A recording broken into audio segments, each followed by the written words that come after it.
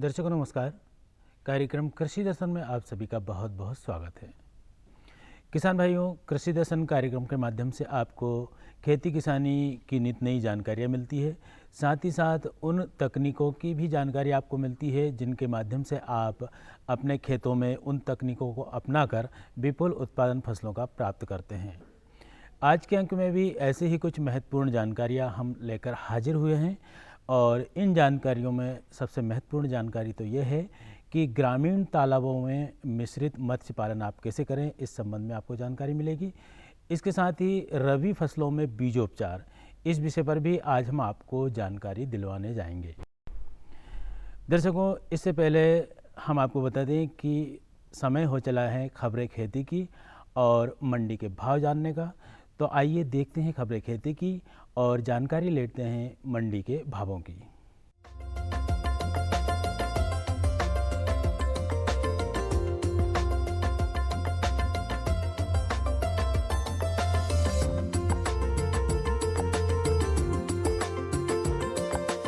नमस्कार किसान भाइयों, खबरें खेती में आपका स्वागत है। आइए नजर डालते हैं आज की कृषि की मुख्य खबरों पर। खेती के साथ पशुपालन को बढ़ावा दें, गेहूं की फसल में खरपतवार प्रबंधन, शीतकालीन सब्जियों में पौध संरक्षण, गन्ने का उत्पादन बढ़ाएं और बोनी मशीन की देखभाल। कृषि उत्पादन आयुक्त पी.सी. मीणा ने कृषि अधिकारियों से कहा कि खेती के साथ साथ किसानों को उद्यानिकी, वानिकी, पशुपालन, मछली पालन जैसे सहायक गतिविधियों के लिए भी प्रेरित करें। श्री मीणा ने विगत दिनों भोपाल एवं नर्मदापुरम संभाग की रबी कार्यक्रम निर्धारण एवं खरीफ समीक्षा बैठक में यह निर्देश दिया।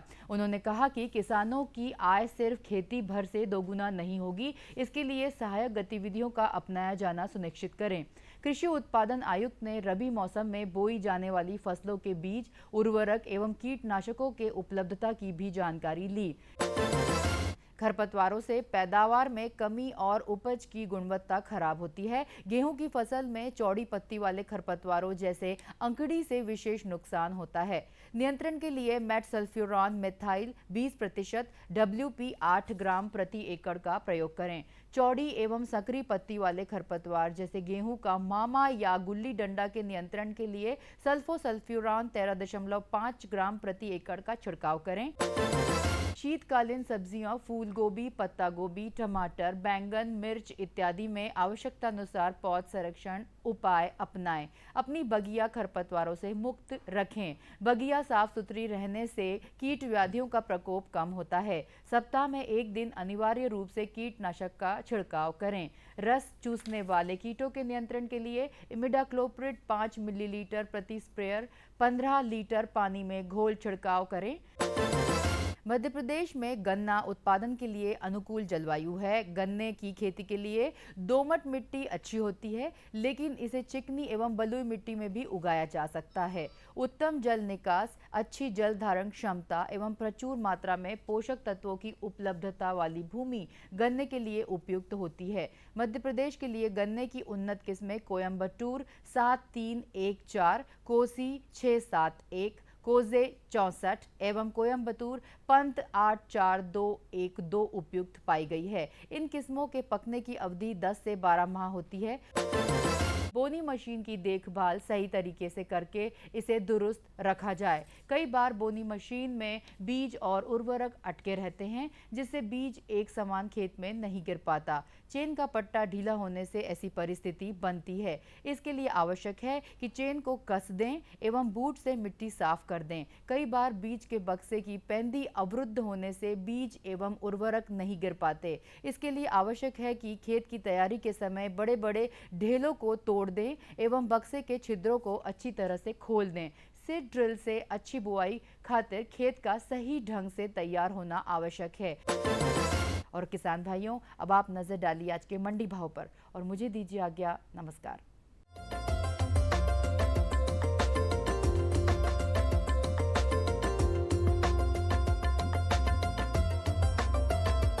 आइए सबसे पहले बात करते हैं मक्का की। मक्का का प्रति क्विंटल भाव इस प्रकार है। अनूपपुर में न्यूनतम भाव 1400 रुपये रहा, वहीं अधिकतम भाव 1400 रहा। भोपाल में न्यूनतम भाव 1162 रुपये रहा, वहीं अधिकतम भाव 1568 रुपये रहा। डिंडोरी में न्यूनतम भाव 1366 रहा, वहीं अधिकतम भाव 1366 रुपये रहा। खरगोन में न्यूनतम भाव 811 रुपये रहा, वहीं अधिकतम भाव 1345 रुपये रहा। आइए अब बात करते हैं गेहूं की। अलीराजपुर में गेहूं का न्यूनतम भाव 1550 रहा, वहीं अधिकतम भाव 1650 रहा। बंडा में न्यूनतम भाव 1700 रहा, वहीं अधिकतम भाव 1800 रहा। निवाड़ी में न्यूनतम भाव 1600 रहा, वहीं अधिकतम भाव 1620 रुपये रहा। शाहपुरा में न्यूनतम भाव 1710 रहा, अधिकतम भाव 1750 रहा। आइए अब बात करते हैं सरसों की। अजयगढ़ में सरसों का न्यूनतम भाव 3700 रहा, वहीं अधिकतम भाव 3750 रुपये रहा। भिंड में न्यूनतम भाव 4020 रहा, वहीं अधिकतम भाव 4100 रुपये रहा। सागर में न्यूनतम भाव 3400 रुपये रहा, वहीं अधिकतम भाव 3575 रुपये रहा। सतना में न्यूनतम भाव 3400 रहा, वहीं अधिकतम भाव 3860 रुपये रहा।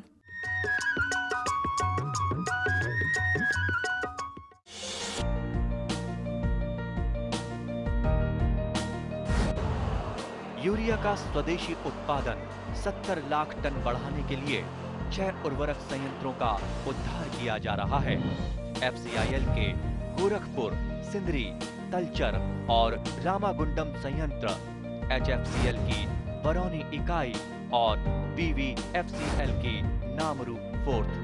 सोने पर सुहागा ये है कि देश में अब बनेगा सिर्फ नीम लेपित यूरिया, क्योंकि इससे होगा किसानों का फायदा ही फायदा।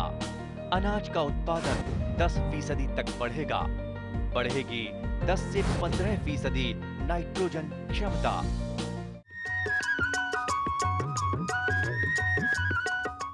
किसान भाइयों, मिश्रित खेती की यदि हम बात करते हैं तो उसमें पशुपालन, मछली पालन और दूसरे भी व्यवसाय आते हैं।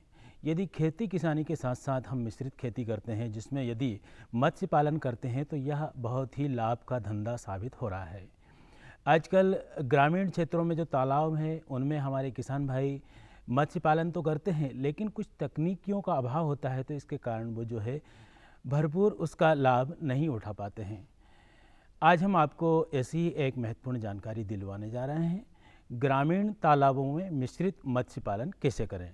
हमारे आज के विशेषज्ञ हैं डॉक्टर सत्येंद्र कुमार। अभी अपने राज्य में पंगेसियस मछली, तिलापिया मछली, इनका प्रयोग किया जा रहा है और लगातार उत्पादन में वृद्धि देखी जा रही है। दूसरा तरीका जो मछली पालन के उत्पादन के लिए बढ़ाने के लिए किया जा रहा है, वो है सिस्टम डाइवर्सिफिकेशन। पहले हम जिस तरह से मछली पाल रहे थे, अब उस सिस्टम में हम जो पारंपरिक तरीका था उसमें हमने काफ़ी बदलाव किया है। ये बदलाव जो है देखा जाए तो समन्वित मछली पालन के रूप में दिख रहा है, जिसमें हम मछली को उत्पादन का जो मूल्य है उसमें कमी ला रहे हैं, साथ ही साथ अतिरिक्त आय हो रही है और दूसरी ओर ज़्यादा से ज़्यादा हम रोजगार का सृजन कर रहे हैं। और सिस्टम डाइवर्सिफिकेशन में समन्वित मछली पालन के बाद हम अर्धसघन मछली पालन भी कर रहे हैं नई प्रजातियों के साथ, जिसमें जल की गुणवत्ता बनाए रखते हुए कई फीड सप्लीमेंट, न्यूट्रास्यूटिकल सप्लीमेंट का उपयोग करते हैं और साथ ही साथ जल की गुणवत्ता बनाए रखने के लिए चूना के घोल का छिड़काव, ताकि तालाब में सब कुछ अच्छी तरह हो। और साथ ही साथ जियोलाइट, प्रोबायोटिक्स, ये सारी जो तरीके हैं तालाब के ये पानी की गुणवत्ता बनाए रखने के लिए, साथ ही साथ मछलियों को रोग से बचाने के लिए काफ़ी कारगर सिद्ध हो रहे हैं।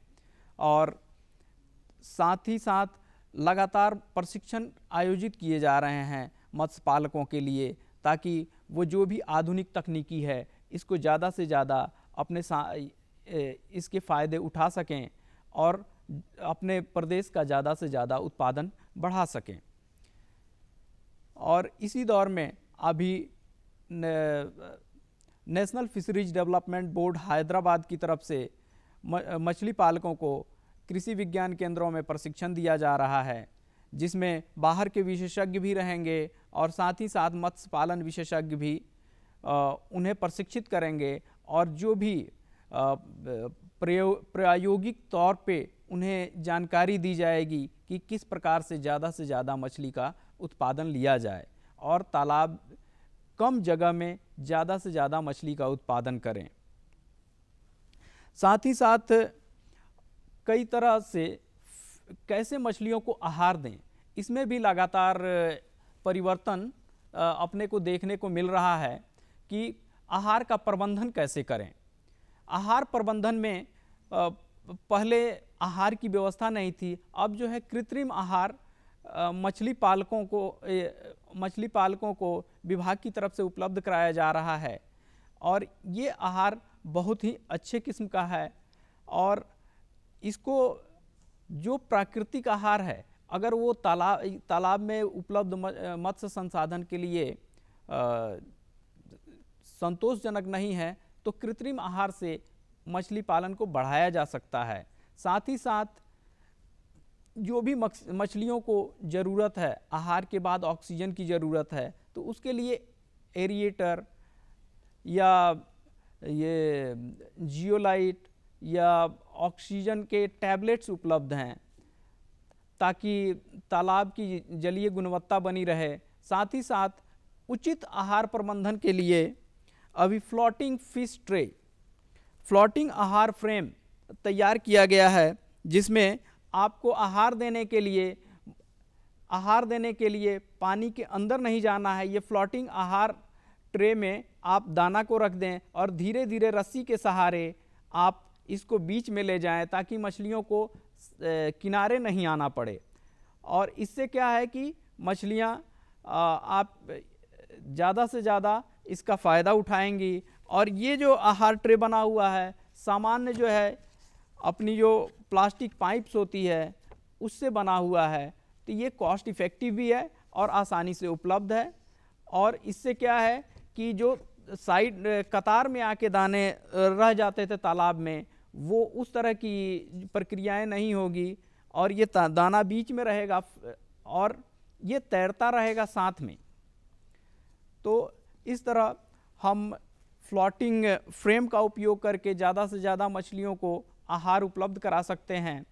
और जल की गुणवत्ता बनाए रखने के लिए प्रोबायोटिक्स दो तरह का उपयोग कर सकते हैं। एक फीड के साथ, जो आहार के साथ हम प्रोबायोटिक्स का उपयोग कर सकते हैं। दूसरा जो है पॉन्ड प्रोबायोटिक्स, जो जल की गुणवत्ता बनाए रखने के लिए हम कर सकते हैं। और सामान्यतः आप अपने तालाब में अच्छा उत्पादन लेने के लिए अच्छी तरह से बायोगैस स्लरी का उपयोग करें। बायोगैस स्लरी या गोबर डायरेक्ट न डाल करके गोबर का घोल बना करके तालाब के सतह के ऊपर छिड़काव करें, तो ये आपके जो सूक्ष्म पौधे हैं उनको बड़ी आसानी से उपलब्ध हो पाएगा और ज़्यादा से ज़्यादा मछलियों का प्राकृतिक आहार तैयार हो जाएगा और मछलियों का उत्पादन बढ़ जाएगा।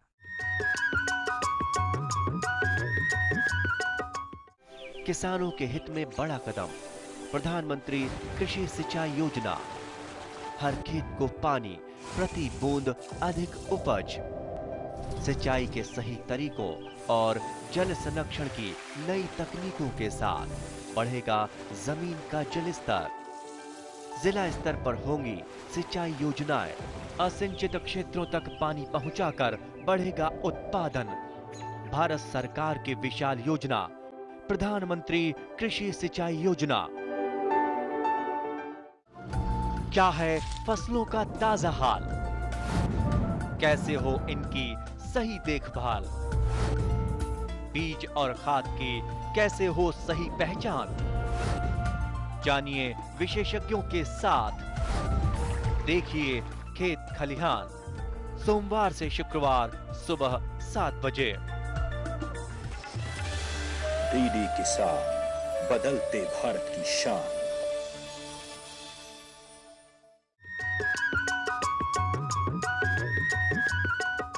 किसान भाइयों, रबी का सीजन चल रहा है और कुछ किसान भाइयों ने अपने खेतों में फसलें बो दी हैं, कुछ किसान भाई जो हैं वो बोने की तैयारी कर रहे हैं। लेकिन फसल को बोने से पूर्व यदि उचित तरीके से बीजोपचार कर लिया जाता है तो काफ़ी हद तक रोगों से फसलों को मुक्त रखा जाता है।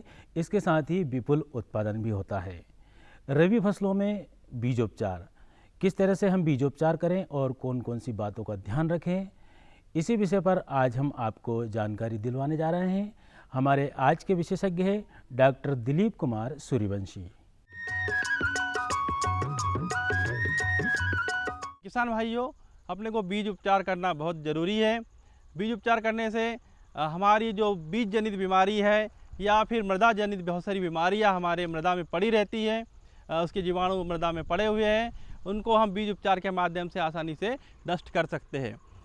तो किसान भाइयों, सबसे पहले अपन गेहूं के बीज चने के बीज उपचार के बारे में बात करते हैं। चना हमारे प्रदेश की प्रमुख फसलों की श्रेणी में आता है। वर्तमान समय में हम चने बुआई कर रहे हैं। तो किसान भाइयों, सबसे पहले ध्यान देने वाली बात यह है कि चना जो भी हम किस्म चयन कर रहे हैं वो अच्छी किस्म का चयन करें और इसकी अंकुरन क्षमता भी आप जान लें कि इसका लगभग 80 से 85% अंकुरन क्षमता इसमें होनी चाहिए जब भी आप इसकी बुआई करें। दूसरा विशेष ध्यान देने वाली बात, बीज उपचार के ऊपर हम चर्चा कर रहे हैं। बीज उपचार को करने के लिए एक दवाई इसमें आती है, कार्बेंडाजिम प्लस मैंकोजेब। ये दवा बहुत आसानी से हमको उपलब्ध हो जाती है, बाज़ार में मिल जाती है। इसकी 3 ग्राम मात्रा अगर कॉम्बिनेशन आप यूज़ कर रहे हैं तो 3 ग्राम मात्रा प्रति किलोग्राम बीज के हिसाब से बीज उपचार करना है। दूसरा, अगर चने का अपने को बीज उपचार करना है किसान भाइयों, तो इसमें एक काला पाउडर या काला कल्चर, जिसको राइजोबियम कल्चर बोलते हैं, इसका उपयोग अपने को करना बहुत आवश्यक है, क्योंकि ये एक दलहनी फसल की श्रेणी में आती है। इसके गांठों में, जड़ों में गठाने पाई जाती है किसान भाइयों, और ये गठाने अगर आपके चने में कम होगी तो उसका उत्पादन आपको कम मिलेगा। अगर आपके खेत में चने में गठाने ज़्यादा होगी तो ज़्यादा उत्पादन प्राप्त होता है। अगर आप अपने खेत में चने में ज़्यादा गठाने लाना चाहते हैं तो राइजोबियम कल्चर से बीज उपचार करना है। इसको कैसे करना है इसकी विधि मैं बताता हूँ। जैसे कि आपको बीज उपचार करना है तो थोड़ी 500 ग्राम गुड़ को लगभग 2 से 3 लीटर पानी में घोल बना लें। घोल बनाने के बाद में आपको चने के ऊपर हल्का छिड़का मारना पड़ेगा। छिड़का मारने के बाद में आप जो कि चने का राइजोबियम कल्चर, मतलब अलग अलग फसलों का अलग अलग राइजोबियम कल्चर बाज़ार में उपलब्ध होता है, तो आप चने का ही राइजोबियम कल्चर का उपयोग करें। चने के राइजोबियम कल्चर को उपयोग करने के लिए एक पैकेट जो आता है बाज़ार में मिलता है, लगभग 20 से 25 रुपये में वो एक पैकेट मिलता है। वो 40 किलो चने के लिए या 1 एकड़ चने के लिए पर्याप्त होता है। अगर आपको और कम मात्रा में बीजों का उपचार करना है, या 1 किलो या 2 किलो या 5 किलो करना है, तो इसकी मात्रा 5 ग्राम प्रति किलोग्राम बीज के हिसाब से आप बीज उपचार करेंगे तो आपको इसका फ़ायदा मिलता है। बीज उपचार करने के बाद में एक और पाउडर आता है किसान भाइयों, जो कि पीएसबी कल्चर, जिसको हम बोलते हैं फास्फोरस सोलोबलाइजिंग बैक्टीरिया। एक प्रकार का बैक्टीरिया होता है जो कि हमारे खेत में जो फास्फोरस वाली खाद होती है उसको घुलनशील अवस्था में बदलने का काम करता है ये बैक्टीरिया। तो इसके द्वारा भी आप बीज उपचार कर सकते हैं। दूसरा, अगर आपके खेत में दीमक की समस्या है या फिर आपके खेत में दीमक ज़्यादा है, तो इसके लिए आपको क्लोरोपाइरीफास दवा 5 मिलीग्राम दवा प्रति किलोग्राम बीज के हिसाब से आप बीज उपचार करेंगे तो आपको इससे दीमक से भी निजात मिल सकती है। लेकिन किसान भाई, इसमें ध्यान देने वाली एक विशेष बात यह है कि इसका सीक्वेंस आपको याद रखना पड़ेगा।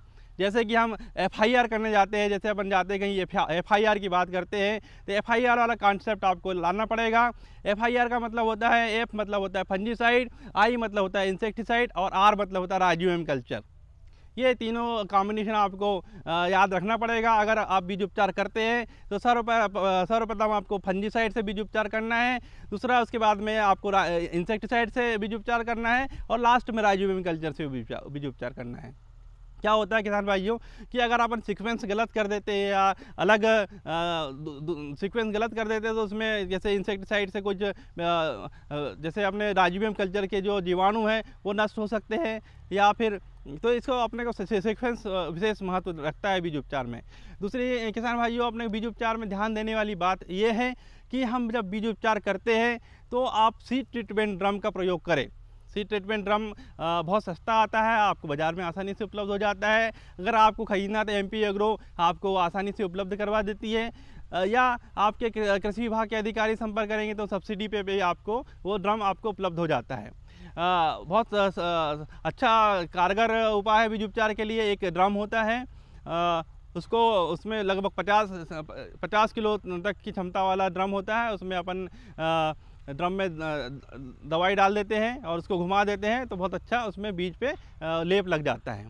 दूसरा बीज उपचार की विधि, अगर आपको ड्रम उपलब्ध नहीं है तो अपने गृह स्तर पे भी आप बीज उपचार के लिए बना सकते हैं। एक मटका ले लीजिए, मटका मिट्टी का मटका रहता है, मटके में भी आप 10 किलो या 5 किलो बीज जो जितना भी डालना है उसको डाल के उसमें फंजीसाइड दवा, फफूंदनाशी दवा मिला के अच्छे से उसको हिला दीजिए मटके को, तो पूरे दाने पे एक एक दाने पे उसकी परत चढ़ जाती है।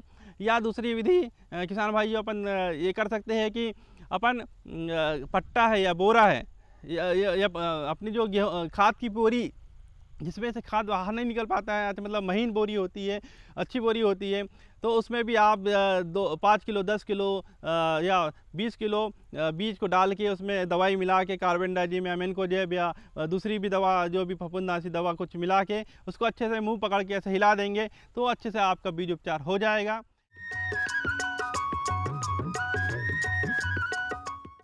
ये बदलाव क्या है? बदलाव से हुआ क्या है? भैया ये बड़े काम की चीज है। जब जब बदलाव आया है अपने संग खुशहाली लाया है। इंसान की सोच में अगर बदलाव आ जाए तो सब कुछ मुमकिन है, सब कुछ संभव है। अब ये बदलाव फिर आ रहा है और इस बार ये देश के हर हिस्से की सूरत को बदल के रहेगा। हर सूरत की मुस्कान में वो आपको दिखाई देगा, क्योंकि जब जब बदलाव आया है वो अपने साथ खुशहाली लाया है। तो चलिए एक नई शुरुआत करते हैं, कुछ बदलाव करते हैं। दूरदर्शन किसान, एक नया चैनल जहां बातें होंगी बदलाव की और आपके कल की बेहतर शुरुआत की। छेड़ो बातें बदलाव की। कैसे पाएं अच्छी पैदावार? खाली पड़े हैं खेत, उस समय हम नमूने मिट्टी के नमूने लेते हैं। कैसे रखें पशुओं का ख्याल? पशु बीमा बहुत जरूरी चीज है। कौन सी तकनीक रहेगी बेहतर? एक कॉल पर मिलेगी पूरी जानकारी। ये साहिवाल गाय कितना दूध दे देती है? देखिए हेलो किसान, सोमवार से शुक्रवार शाम 6 बजे। डीडी किसान, बदलते भारत की शान। मुद्दा किसान का। भारत में मौसम और मॉनसून मिलकर किसानों की तकदीर लिखते हैं। विषय संवाद का। कैपेसिटी नहीं है उसकी इतनी। मंथन विचारों का। किसी को खाता खोलने से मना नहीं किया जाता। देखिए वाद संवाद सोमवार से बुधवार शाम 7:30 पर। डीडी किसान, बदलते भारत की शान।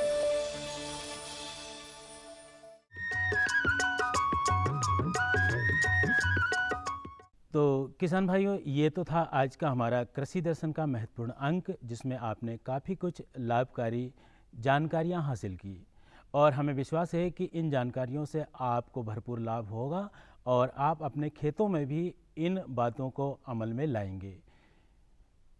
इस कार्यक्रम के माध्यम से जो भी आप जानकारियां लेते हैं और जो भी आप जिज्ञासाएं अपने मन में रखते हैं, चाहे तो आप पत्रों के माध्यम से हम तक पहुंचा सकते हैं। आप हमारा पता नोट कर लें। हमारा पता है कार्यक्रम कृषि दर्शन द्वारा निदेशक, कमरा नंबर 4, दूरदर्शन केंद्र श्यामला हिल्स भोपाल, पिन 462013। आप हमें ईमेल भी कर सकते हैं। ईमेल एड्रेस हमारा है krsidarshanbhopal mp@gmail.com। इसके साथ ही साथ आप हमारे कार्यक्रम दर्शकों यूट्यूब पर भी देख सकते हैं। आज का हमारा अंक यहीं पर संपन्न होता है। अगले कार्यक्रम में पुनः मिलेंगे, तब तक के लिए नमस्कार।